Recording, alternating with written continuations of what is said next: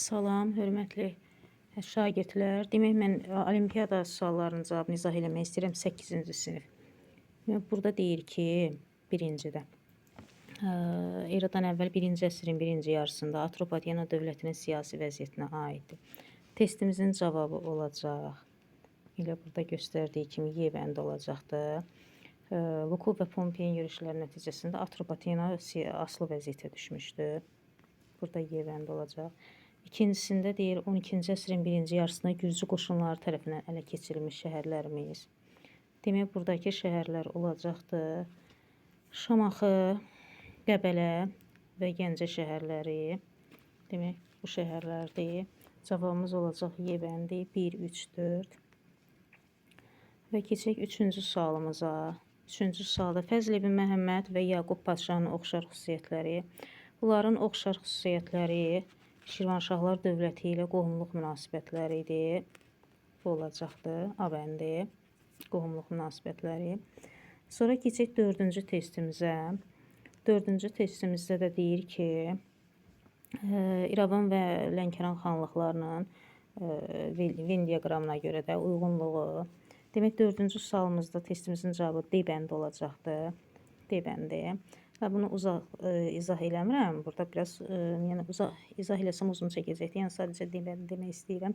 Yəni bunu başqa şagird eləyib, ona görə E bəndi düşüb, amma düzgün cavab D bəndidir. Sonra 5-ci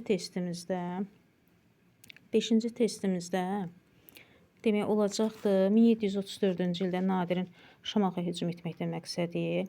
Demək, o dövrdə Osmanlı hakimiyyəti dövründə Osmanlıların əlində idi Şamaxı və Surxay xanı idi hakimiyyəti. Surxay xanı qovub, necə deyirlər, Şamaxını azad etmək idi. A bəndi. Erməni işğalçılarından ilk azad olunmuş C bəndidir. Güləbird. Güləbird stansiyası. Laçındakı Güləbird stansiyası. Sonra Bakı şəhər dumasına aid olanları deyir. 7-ci testimiz. 7-ci testimizdə cavabımız D bəndi olacaq. Demək, 1, 2 və 3-cü D bəndi olacaq. 8-ci testimizə keçək. Kollektivləşdirmənin deyir səbəblərinə aid deyil. Ləng keçirilməsinin səbəblərinə aid deyil. B bəndi olacaq. Cavab B bəndidir. Qalanlar düzdür. Sonra 9. 9-da deyir hadisə və səbəb nəticə əlaqəsini göstərin. 9-da yenə D bəndidir. Yəni, Mudiye döyüşündən sonra Yaponlar bir daha Sakit Okeanda əməliyyatlara başlaya bilmədilər. 10-cu, Sasanilər və Uyğurlar üçün oxşar cəhət, bəli, ərazilərində mani təliminin yayılması olacaq burada da, 10-cuda da D bəndi. 11-də deyir, Sasanilərin Bizanslı Sasanilərə qarşı apardığı müharibədə qələbə qazanmazlığına təsir göstərdi. Türklərin hərbi gücünün istifadə A bəndi olacaq. Sonra 12-də xronoloji ardıcıllıq, cavabımız C bəndi olacaq. C bəndidir. Sonra 13-də uyğunluğu müəyyən edin. Uyğunluğu müəyyən edin.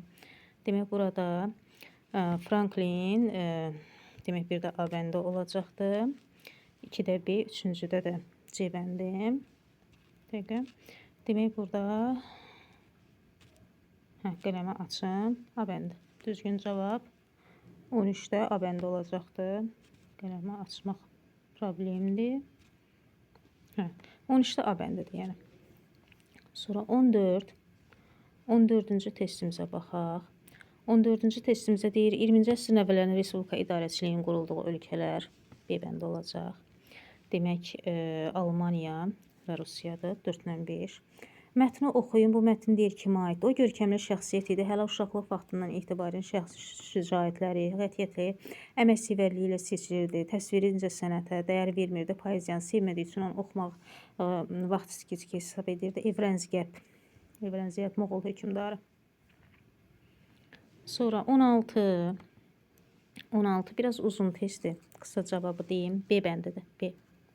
16-da B bəndi. 17-də 18-ci əsrin 30-cu illərində, 19-cu əsrin 30-cu illərində Azərbaycanda bu komendant idarə üsuludur təxminən. Yəni 1830-cu illər üsyan deyir. İqtisadi vergilər, iqtisadi istismar, ağır vergilər. Bu da cavabımız C bəndi. Sonra 18. Baxaq. Deməli deyir ki, ABŞ-nin birinci yarısının 9-un birinci yarısında Avropa müharibələrinin kənarda qalmasının birbaşa nəticəsi əlbəttə ölkənin iqtisadi inkişafına əlverişli şərait yaratdı. A bəndi. 19-da Böyük Britaniyanın dünyaya emalatxanası adlanmasının səbəbi sənaye istehsalına görə lider olduğu üçün idi. Yəni o dövrdə ona görə dünya emalatxanası sayılırdı. B bəndi olacaq. Sonra 20-də biraz uzun testdir, onu da qısa demək istəyirəm. Hörmətli şagirdlər, 20-də cavabımız Y bəndi olacaq. Y. Yəni xronoloji düzəndə belə olur. Sağ olun, hər birinizə olimpiyadada uğurlar.